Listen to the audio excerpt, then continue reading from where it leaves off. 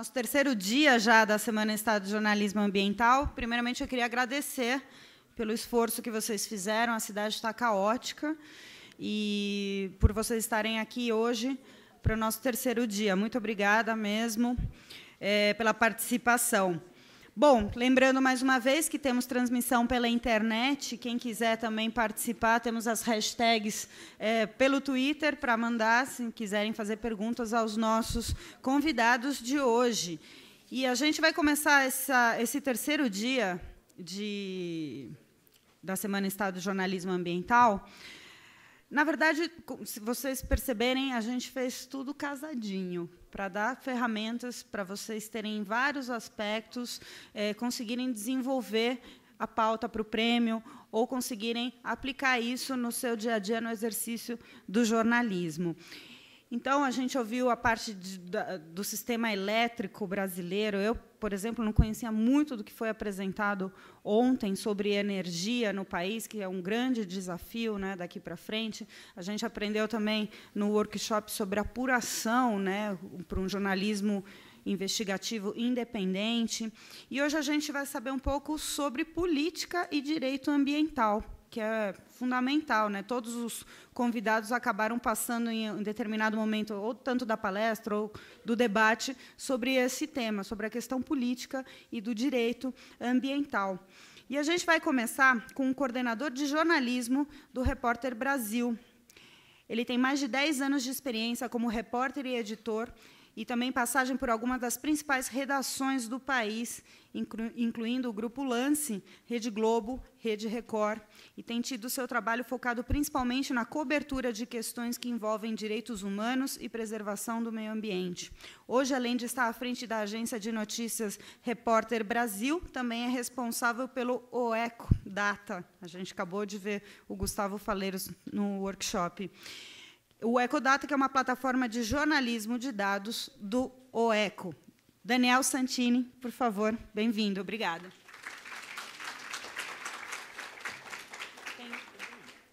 Como você quiser.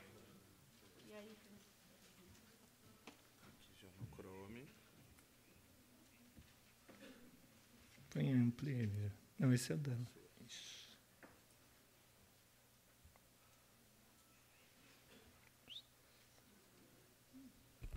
Boa tarde.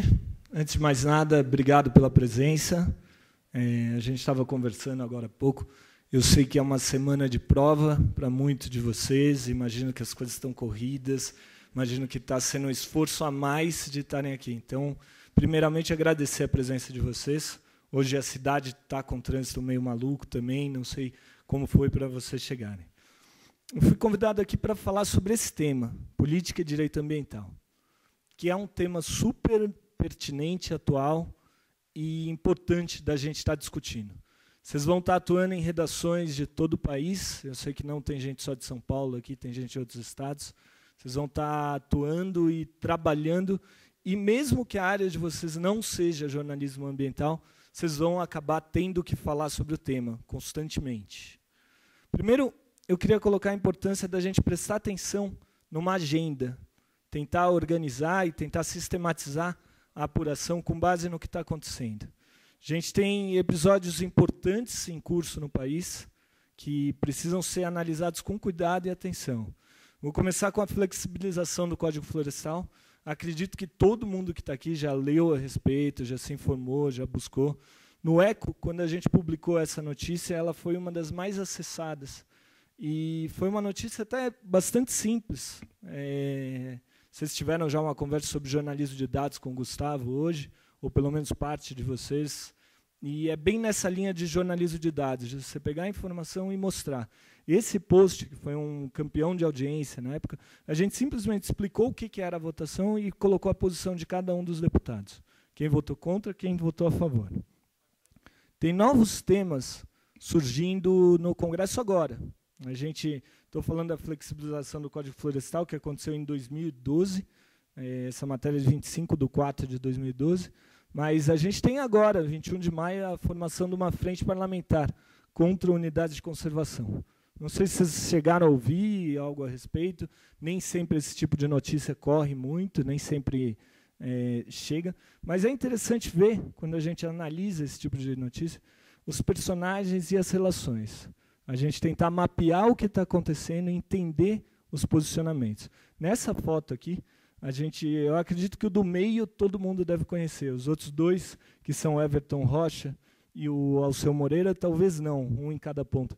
Mas o Jair Bolsonaro, que está no meio, ele se tornou bastante conhecido esse ano por uma série de iniciativas e militâncias dele contra alguns direitos fundamentais. Então, a gente tem um deputado que é abertamente, declaradamente homofóbico, compondo uma frente parlamentar contra a unidade de conservação. Eu vou insistir nesse ponto das relações porque os temas se cruzam constantemente. Quando a gente fala de direitos humanos, quando a gente fala de direitos ambientais, quando a gente escreve sobre economia, quando a gente escreve até sobre esportes, a gente vai entrar também em meio ambiente. As coisas se cruzam. Os jornais eles são divididos ainda em editorias, que é uma divisão que tem a ver com fluxos, com produção, mas que nem sempre faz sentido. Então, é normal, hoje você abre o jornal, principalmente aqui em São Paulo, você tem um caderno de cotidiano, a cidade travou, o trânsito está todo parado. Aí você vira 2 páginas do seu caderno de economia, venda de carros aumenta e melhora a economia. As coisas não se cruzam, as pessoas não fazem relações básicas. É desesperador de ver quando você está acompanhando alguns assuntos. E, na conversa que a gente está tendo, tem algumas pautas. É impossível falar em direito ambiental, em política, sem prestar atenção em algumas pautas grandes que estão em curso agora, discussões que estão acontecendo. Essas 3 que eu pensei, elas estão muito quentes.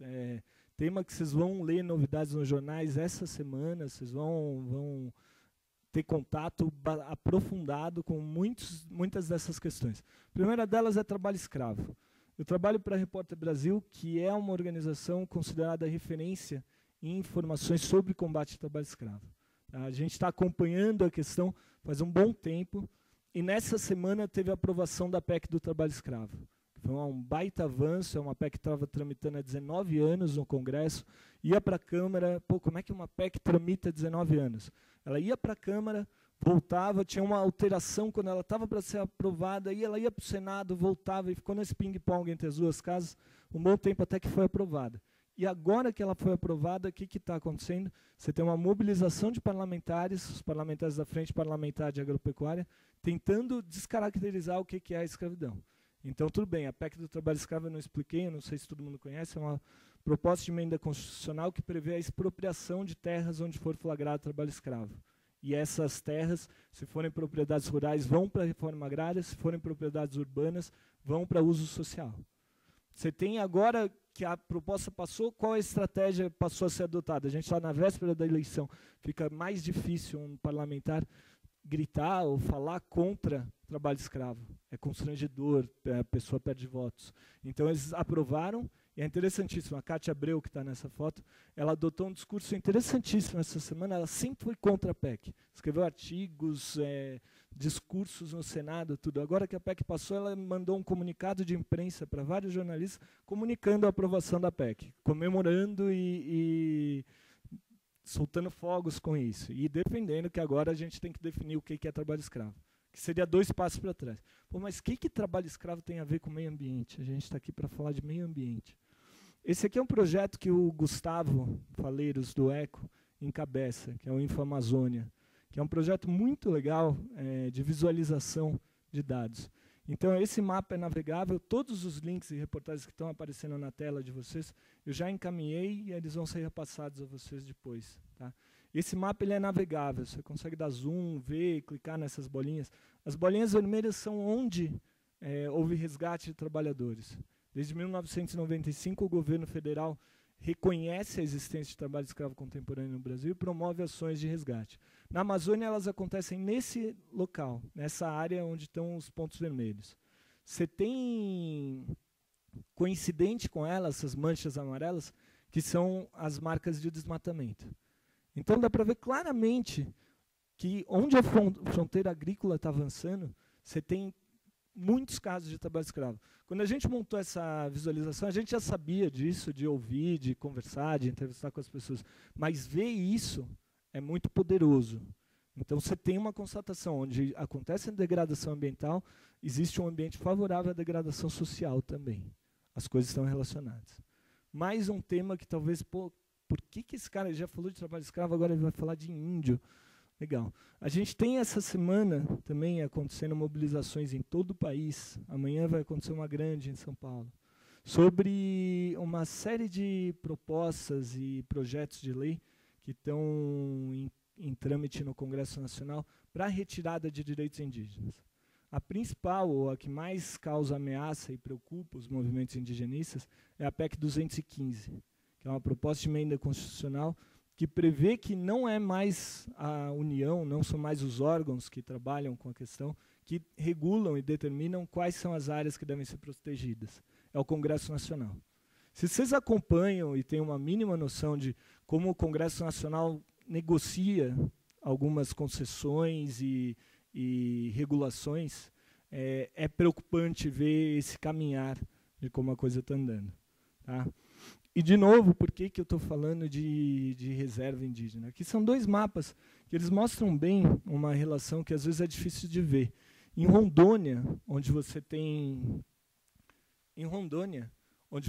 uma área de reserva, um avanço muito grande do desmatamento, você tem as áreas indígenas como quase um oásis, onde não aconteceu desmatamento. Dá para ver claramente a borda da reserva indígena é a área que ficou preservada. Aqui tem um outro exemplo também, onde a gente tem ouvido mais sobre essa região agora, por conta de Belo Monte, mas que é uma região que também é um emblemático que aconteceu. A criação desse conjunto aqui, essas reservas, esse triângulo ao contrário, parece um útero, que está demarcado, ela freou o desmatamento. O desmatamento está todo vermelho ao redor.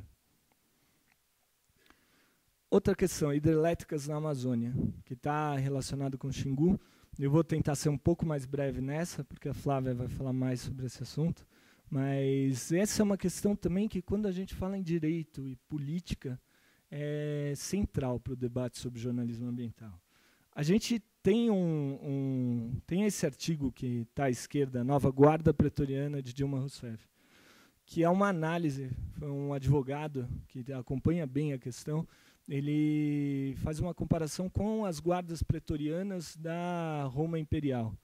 E a comparação dele é para chamar atenção para uma alteração na legislação que prevê o uso da Força Nacional, mesmo sem solicitação dos governos estaduais. Tá? Essa mudança que aconteceu na lei, eu não sei se a Flávia vai entrar nisso, mas é muito claro, você tem uma alteração na lei. Eu vou mandar essa matéria também, eu estou passando por cima de tudo por conta do tema, mas vocês podem se aprofundar depois no material. Tá? Essa alteração, esse trecho que está em negrito, ou de ministro de Estado. Você pode agora solicitar, e ela foi feita em meio às discussões sobre hidrelétricas. Eu não sei se vocês acompanharam, em Giral, em Santo Antônio, a gente teve situações bastante tensas, com greves de trabalhadores, que levaram o governo a tentar formular um pacto entre construtoras, sindicatos, um pacto tripartite, para tentar conter as coisas. A gente tinha um repórter lá no dia que a CUT, num caminhão de som, pediu para os trabalhadores pararem de fazer manifestação, e o caminhão da CUT foi apedrejado, de tão tensa que ficou a situação. A gente está falando de dezenas de milhares de trabalhadores. É uma situação que, para a proporção que ela ganha, nem sempre ela é tão noticiada quanto deveria no Sudeste. Tá? Mas tem coisas acontecendo no Brasil. Para acompanhar tudo isso, e assim, eu estou considerando que vocês são estudantes e estão aprendendo e ganhando campo com velocidade para entrar no mercado. E eu sei de uma deficiência, por ser jornalista, eu sei de uma deficiência que a maioria das faculdades tem. Não sei se tem exceções aqui, se vocês têm esses ensinamentos durante as aulas, mas eu não tive na época, eu tive que ir atrás de aprimorar e entender algumas coisas básicas. Para conseguir fazer leituras e criticar e entrar no assunto, não só sobre jornalismo ambiental, mas várias questões, é preciso entender como funcionam as instituições brasileiras. E entender bem, porque quando você estiver entrevistando alguém, o cara vai tentar te dar um nó, vai tentar te enrolar, vai tentar falar alguma coisa, e se você não dominar o básico, você vai ser enrolado. Então, são coisas básicas. O que é um Ministério Público? Eu precisei, num curso promovido pelo Ministério Público, semana passada eu conversei com o pessoal do Ministério Público do Trabalho, ver se eles não fazem um novo. Eu fui num do MPF, no do Ministério Público Federal. Só para entender por que a gente tem um federal, um do trabalho, um estadual e um militar. Como é que as coisas funcionam? Tentem ir atrás dessas informações. Eu não vou me aprofundar porque não dá tempo, mas busquem informações. Isso é essencial. Outra coisa, sistema político. Como uma lei é aprovada. Mapear quem são os deputados. Quem está em qual corrente. Como é que as coisas estão funcionando. Tentar entender quem recebe financiamento de onde. Tem um mecanismo perverso hoje, que tem sido utilizado amplamente para mascarar doações eleitorais, que é os doadores doam para o partido e o partido repassa. Então, isso não é mais tão fácil. Logo que a lei que abrir as contas surgiu, era fácil, você conseguia visualizar na hora. Hoje já tem um impedimento, tem discussões sobre alterar isso. Mas mesmo com esse impedimento, dá para ver pelo menos como os partidos estão se organizando. Cabe registrar que na última eleição, não só o governo federal, não só a Dilma, mas os outros candidatos também, receberam pela primeira vez mais doação de empreiteiras do que bancos. Isso é sintomático para entender o momento que a gente está vivendo agora. Eu apostaria um picolé de limão, como nessa eleição vai ser assim de novo. A gente vai ter empreiteiras doando mais do que bancos de novo. E, por fim, quem aprova as contas? Como é que as contas se dão? Como é que isso em diferentes esferas? Então, tem mecanismos complicados. Você precisa entender numa esfera municipal, numa esfera estadual, numa esfera federal. Falando assim pode parecer muito chato, mas é divertido. Quando você começa a investigar e olhar e se envolver e ter uma noção e ver quem está tentando te enrolar, quem não está, a coisa cresce e ganha mais dimensão. Eu vou aí para a apuração. Tá, eu vou insistir também num ponto que é fundamental, que é checar a informação em loco. É ir nos lugares. No primeiro ano de faculdade, eu tive um professor que assim, ele defendeu, eu sou muito grato a ele por ele ter defendido isso na época. Vá, viaje, tente conhecer o seu país, tente conhecer os países vizinhos, tenta abrir a cabeça. E quando você viaja, não é, putz, cheguei em Cusco, vou comer no McDonald's. Não, é tentar conhecer e ver e ouvir as pessoas, comprar o jornal local, tentar ligar uma estação de rádio local, tentar, mesmo que você não fale a língua, mesmo sentir o que é a cidade. Tá? Outra, mapear responsabilidades. A gente trabalha na Repórter Brasil bastante com esse conceito de tentar traçar cadeias produtivas. Então, poxa, vocês devem saber dos casos mais conhecidos da Zara e tudo. A Zara se defende falando, a gente só compra de uma empresa que ela que contrata trabalhadores assim assado. Mas quando você traça as cadeias e tenta ver quem está se beneficiando de qual situação, você tem uma dimensão maior do problema. E aí fica mais fácil de discutir possíveis soluções. Tá? E aí vale criatividade também. Eu lembro, vou citar um exemplo aqui, que é um entre tantos. Uma equipe de reportagem uma vez pegou e, em meio à discussão sobre madeira que estava sendo esquentada, a madeira era desmatada ilegalmente, depois dos documentos falsos esquentava essa madeira. Os caras pegaram, entraram numa floresta e meteram um chip numa árvore. Subiram numa copa de árvore e plantaram na árvore um chip e um rastreamento de GPS. Essa madeira, a árvore é enorme, numa área que não poderia ser cortada, ela foi cortada e foi parar numa carvoaria no Pará. E eles pegaram e fizeram uma reportagem com isso, que no fim embasou uma investigação e resultou em... Mas é usando criatividade, é tentando entender e olhar e ter sensibilidade para os problemas. Estudar o tema tem a ver com conhecer como os mecanismos funcionam. Quanto mais informações vocês tiverem, melhor.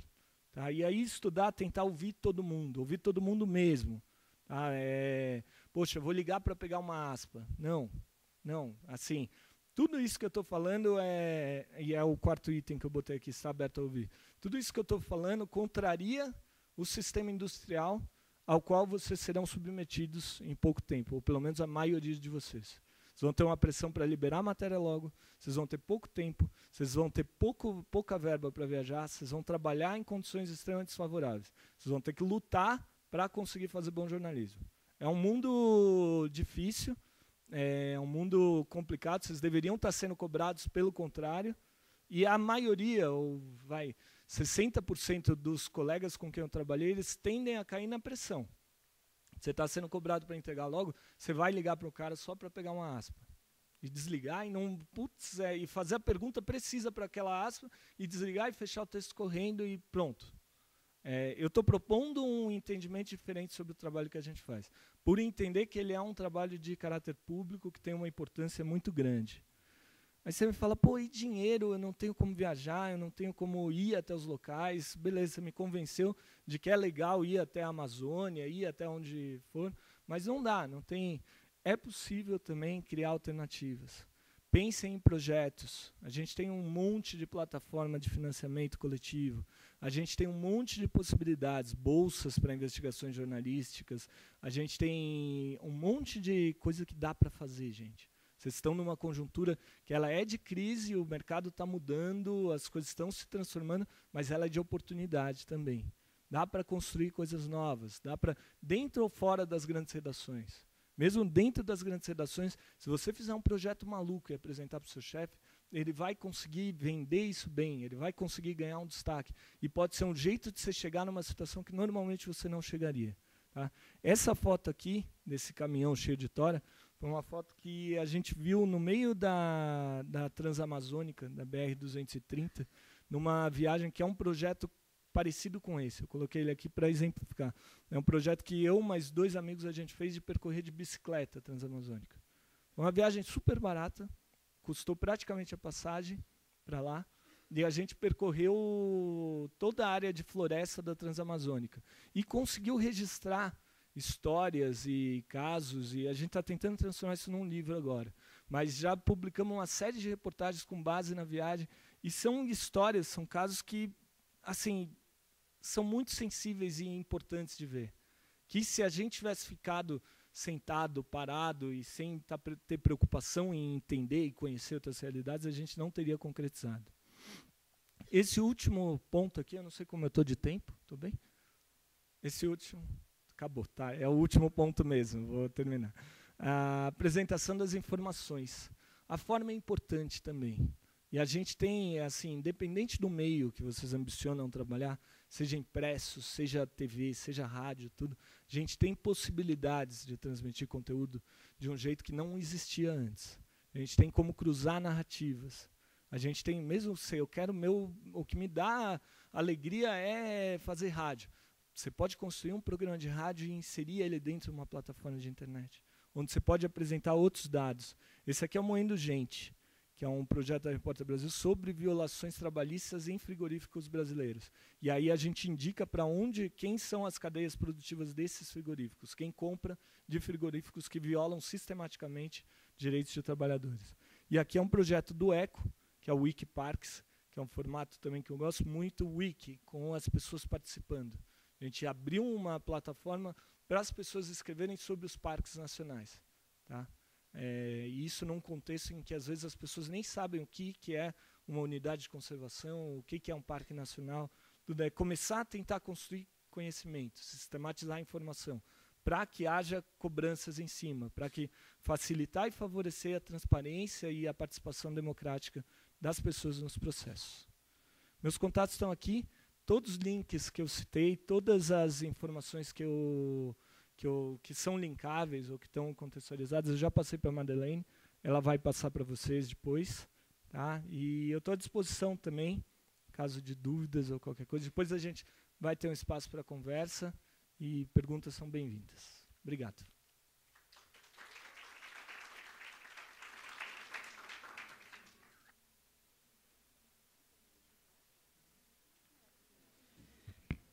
Obrigada, Daniel. Bom, vamos continuar com o nosso tema Política e Direito Ambiental. Agora vamos receber a professora pesquisadora da FGV, da Fundação Getúlio Vargas.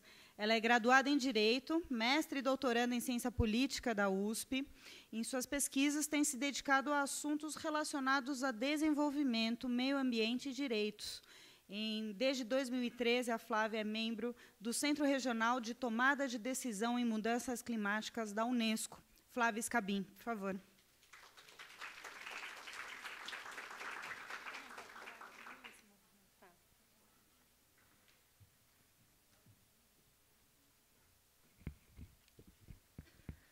Bom, boa tarde a todos. Também agradeço a oportunidade ao Estadão e a vocês a presença, da mesma forma que o Daniel.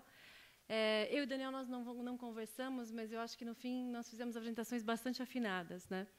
Eu tenho, com essa apresentação, 2 propostas para vocês. Primeiro, a gente promoveu um novo olhar sobre Belo Monte. Já fiquei sabendo que vocês tiveram uma palestra só focada em energia, mas tentar entender tudo o que está por trás, porque, geralmente, o que a gente vê no jornal é uma análise muito mais momentânea, como se fosse uma fotografia do que está acontecendo. Então, provocar em vocês um novo olhar. E o segundo propósito é trazer o mundo do direito, né? É um mundo que afasta no primeiro momento. Eu, que estudei 5 anos, imagino que pegar o direito num pedacinho de uma coisa não é uma coisa simples. Então, trazer alguns dos principais conceitos que são explorados, às vezes muito de forma incorreta, para a gente começar a conversar também sobre o que o Daniel colocou como mapa de responsabilidades. Então, para começar, eu trouxe um pedacinho de um vídeo que traz, apenas retoma o que eu estou chamando de fotografias de casos como Belo Monte, e, a partir disso, a gente vai começar a discutir um pouco como é que a gente pode promover o que seria um jornalismo investigativo, né, de tentar entender o que está por trás, porque aquilo não é só uma fotografia interessante. Tem outras coisas que poderiam ser produzidas que agregariam um valor enorme naquilo que está sendo dito, né, e como fazer isso. Então, eu vou tentar promover em vocês e junto com vocês esse exercício. Então, eu pediria para colocar o pedacinho do filme. Também, se alguém tiver interesse, esse filme está no YouTube. Para o nosso povo! Pelo amor de Deus, eu peço! Governo brasileiro, escuta o povo indígena, por favor! E o Brasil se recusou a respeitar! Isso é uma afronta contra o ser humano, é uma afronta contra a natureza. Há uma crescente inquietação e agitação pelo mundo.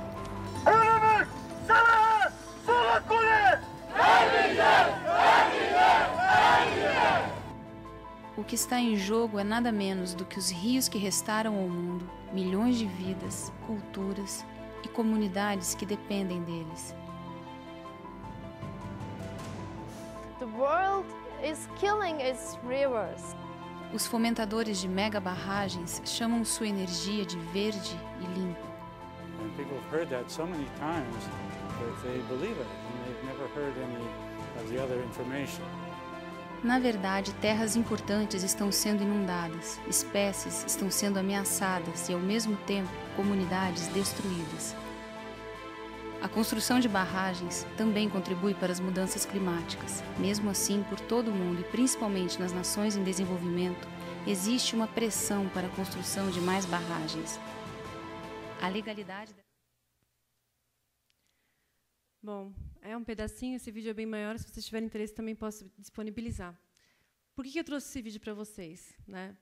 Se vocês notaram, tem uma fala de um físico, que é o Philip Fernside, que aparece, ele, vendo que toda vez se colocava hidrelétricas como usina verde, ele se mudou para o Brasil, hoje ele está morando muito próximo a Belo Monte, e começou a trazer informações de que se aquilo seria verdade ou não, né? E como que aquilo poderia revelar que alternativas que se colocavam como uma alternativa certa e interessantes, elas podiam, na verdade, trazer uma enxurrada de questões por trás, né?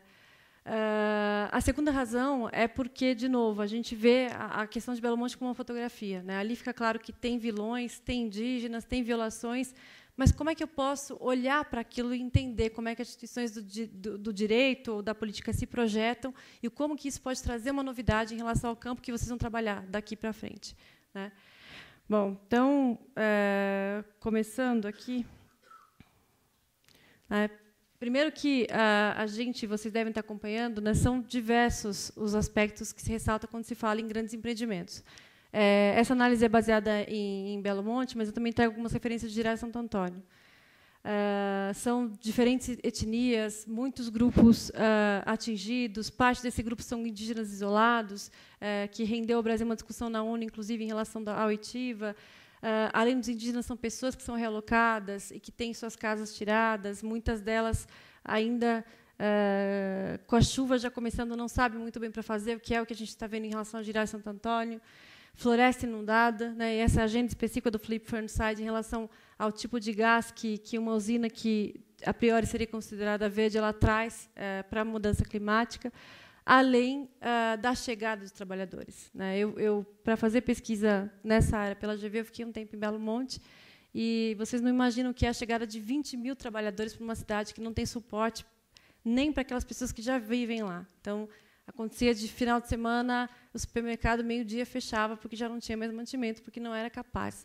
Se isso acontecia no supermercado, imagina com o sistema de saúde, sistema de saneamento, sistema de educação, né? Era só uma das visões disso. Mas aí eu volto à minha proposta. O que isso significa, né? Quem que é o culpado? É a pessoa que está lá fazendo a construção? É o operário que está furando e dinamitando o fim do rio? O que está por trás disso, né? Eu acho que o Daniel trouxe um pouco essa provocação quando ele fala de mapa de responsabilidades, e é um pouco isso que eu queria colocar para vocês. Bom, primeiro, a gente tem que considerar que qualquer projeto no Brasil que passa pelo uso de recursos naturais ou pela questão de um impacto ambiental, e o conceito de impacto ambiental é muito abrangente, né? Qualquer alteração na natureza, qualquer alteração no seu entorno é considerado impacto ambiental, ele vai ter que entrar num sistema de licenciamento ambiental. Isso significa que você tem, dentro do Ministério do Meio Ambiente, instâncias na União, nos estados e nos municípios que vão olhar para aquele projeto e entender se aquela foi a melhor forma de você conduzir um projeto como Belo Monte, como Jirau, ou como um posto de gasolina, por exemplo, né? Então, em tese, a ideia é que você teria à disposição técnicos que pudessem receber essa obra e, então, reagir explicando se foi suficiente ou não o tipo de mitigação, e aí a gente está falando também de um conceito de direito ambiental, que se previu na obra para que ela pudesse, de fato, ser aquela obra que trouxesse o menor impacto possível, né? Esse licenciamento ambiental ele é feito em 3 fases. Então, se espera que, antes de um projeto como esse grande começar, você já leve para o órgão ambiental algumas informações e prove para ele que tudo que você está fazendo está de acordo com a legislação ambiental, além de proteger toda a população envolvida, né? Quando essa licença chega, quando esse projeto chega, o órgão ambiental ele vai reagir ao seu projeto para dizer, olha, você precisa fazer algumas medidas de compensação, né? A gente tem um esquema de responsabilidade ambiental, que também é outro termo do direito, que está por trás de tudo isso, que diz o seguinte: qualquer pessoa que cause dano ambiental, seja pessoa física, seja pessoa jurídica, ela é obrigada a reparar esse dano, né? Se ela é obrigada a reparar esse dano, uma medida que traga um projeto tão grande como Belo Monte, ou às vezes pequeno, mas que traga grandes impactos, ela vai ter que trazer em si regras de compensação, né? Então, o licenciamento, na verdade, ele reage para cada projeto recebido, analisando se as medidas de compensação que você traz elas são suficientes ou não para aquela dimensão daquele projeto, né? E aí ele emite uma primeira licença, licença prévia, né? São 3 fases de licença, né? A ideia não é passar por cada uma delas, mas trazer elementos para que vocês, eventualmente, se forem para essa área de crescimento, olharem para isso. Em cada fase, você tem as condicionantes, né, que é o que a gente vê no jornal, se cumpriu condicionante ou não cumpriu condicionante, que é simplesmente isso. Eu tenho um projeto, eu vou compensar os danos que eu trago, e eu tenho umas condições para que meu projeto vá para frente, né? Então, cada fase da licença, então, licença prévia, licença de instalação, licença de funcionamento, ele traz em si um conjunto de condicionantes. Condição, se a gente pensar no conceito do termo mesmo, significa que é um passaporte para eu ir para a próxima fase, né? Mas o que acontece é que no Brasil, especialmente nas obras que têm uma pressão política, né, e aí eu gosto de trazer esse exemplo quando a gente pensa em direito ambiental política como uma macroagenda, é justamente que as licenças ambientais elas são todas empurradas, né? Não se cumpre condicionantes e você acaba passando as condicionantes para a próxima fase. Então, na verdade, o licenciamento ambiental está lá. Em tese, quem promove o primeiro relatório sobre quais são os impactos é o empreendedor, né? O Brasil não tem condições, ele não tem estudos realizados, ele não tem bancos de informações para contrapor esses estudos. Então, a verdade é a verdade daquele que vai construir. E o que acontece, no fim, essa é uma pesquisa que acabou de ser publicada pelo Instituto Socioambiental, é que, apesar de você ter todo esse rótulo de que se está fazendo muita coisa pelo desenvolvimento do país, como Belo Monte, você tem um cenário de completo descumprimento daquilo que foi colocado como condicionante no licenciamento ambiental. Então, por exemplo, indígena é, geralmente, a condicionante menos cumprida, né? Das 14 condicionantes colocadas, 11 não foram colocadas em prática, que é um número bastante alarmante, né? O que significa não olhar para a condição indígena? Significa que a gente pode ter um grupo isolado, por exemplo, hoje vivendo e que não tem ideia de que amanhã, semana seguinte, já não vai ter mais um sítio do peixe do lado, né? E que ele vai ter que mudar para outro lugar para buscar sobrevivência e, às vezes, ele não tem contato com o homem, então ele vai ter que descobrir isso por ele mesmo. Quem está por trás disso, né? Quando a gente fala em condicionante, a gente está pensando nas empresas que estão fazendo a intervenção, né? Então, a empresa que vai lá e vai pensar num projeto e vai propor um projeto como Belo Monte, ela vai ter que arcar com as condições. Mas isso nem sempre é simples, né? Há uma grande confusão entre responsabilidade. Muitas responsabilidades são públicas, mas se tem um Estado ausente e se passa para o privado. E muitas responsabilidades privadas, ela só acontece se tiver um gerenciamento público. Por exemplo, o consórcio de Belo Monte ele tem que fazer o asfaltamento, né? Mas para você fazer um bom asfaltamento, tem que ter o esgoto passando por baixo. O que acontece? A agenda pública local não aprova esgoto, eu quero conseguir a próxima licença, então eu simplesmente asfalto por cima e quebro na semana seguinte, né? Belo Monte, isso acabou acontecendo, e para vocês verem o quanto essa falta de coordenação ela traz em si um grande desafio. Além disso, né, os jornais sempre colocam, e aí eu estou trazendo mídia de uma forma geral, que o problema está no licenciamento ambiental, né? Será que está? Será que não tem algo além, né? Uma informação que eu gosto de trazer é o seguinte: antes de Belo Monte começar, a gente tem um leilão, né? Leilão é outro mundo do direito, que fala de licitação, que fala de compras públicas. O leilão é uma ferramenta de compra pública que diz o seguinte: aquele que tiver o menor preço, e no caso de energia, o menor preço por quilowatt-hora, vai ganhar a obra. Se eu mando para uma empresa o único sinal de que ela tem que ser a mais eficiente do ponto de vista econômico, será que essa empresa vai, de alguma forma, prever todos os custos socioambientais que podem estar decorrentes dessa obra, né? No caso de Belo Monte, isso aconteceu antes do licenciamento ambiental, né? Teve várias ações judiciais, uma enxurrada delas questionando esse ponto, tá? E, por uma previsão até menor do que o governo colocava, o consórcio saiu vitorioso. Agora, quem paga essa conta, né? A empresa já tem um cronograma fixado, que ela vai ter que correr para cumprir, porque esse quilowatt-hora ele vai ser cobrado do consumidor, então ele já tem uma agenda, né?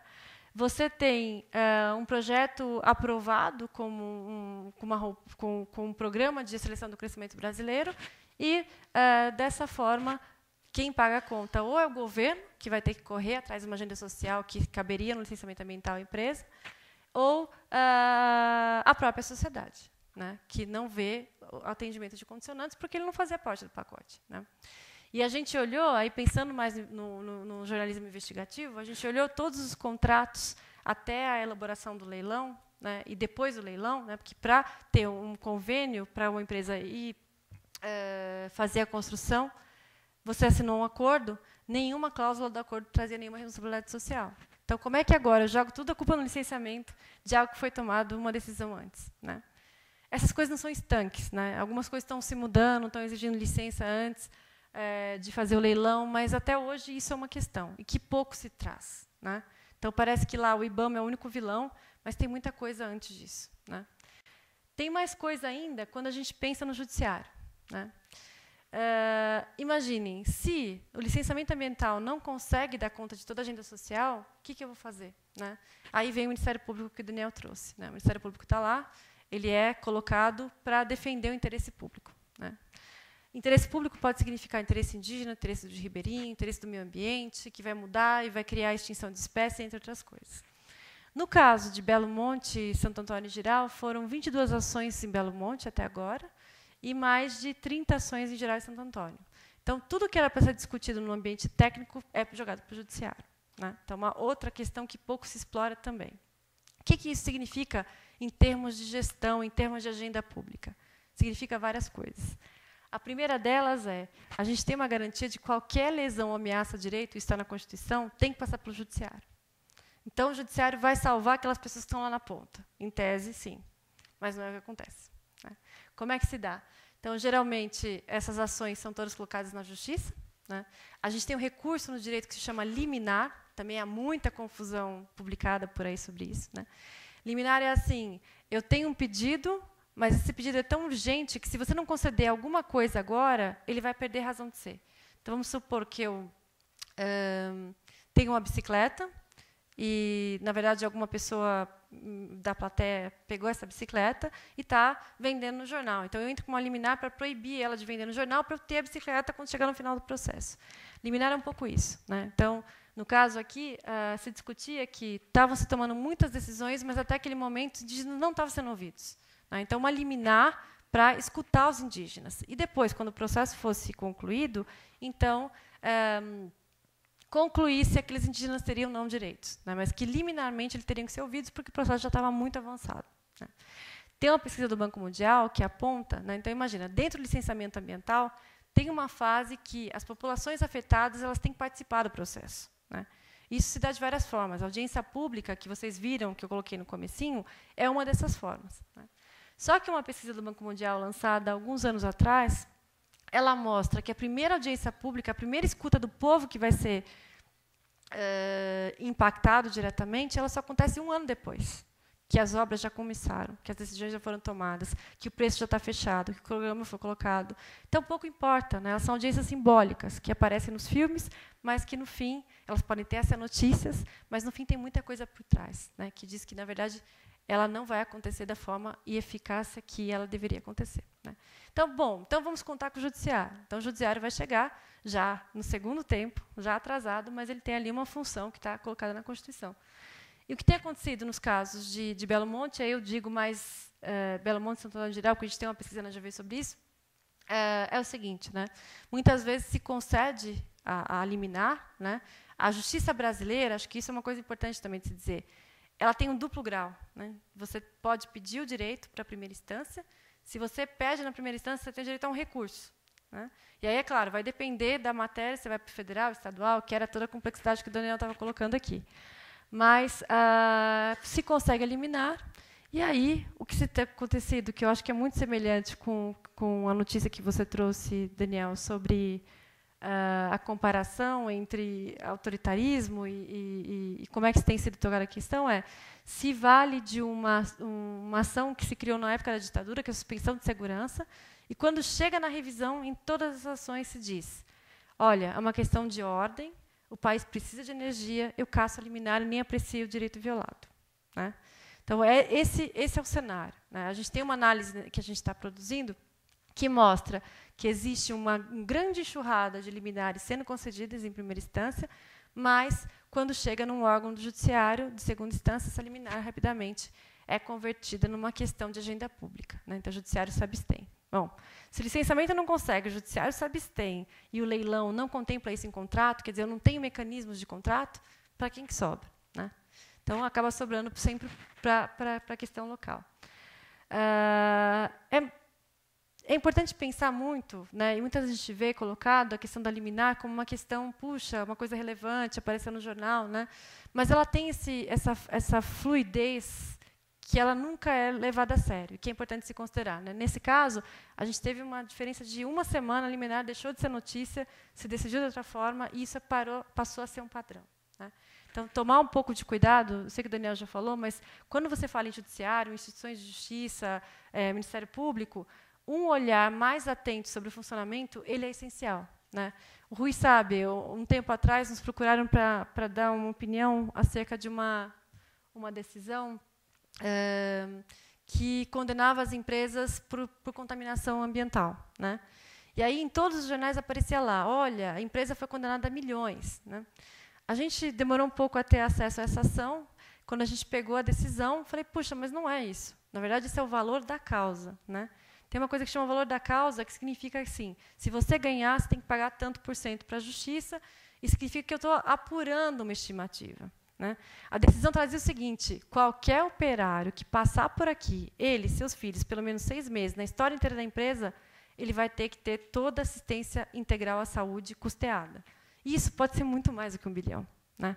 Então, levar a sério a informação, apesar da especificidade técnica que ela pode trazer, eu acho que é um avanço, assim, para vocês, concordando muito com o que o Daniel falou. A gente não pode parar na fotografia, né?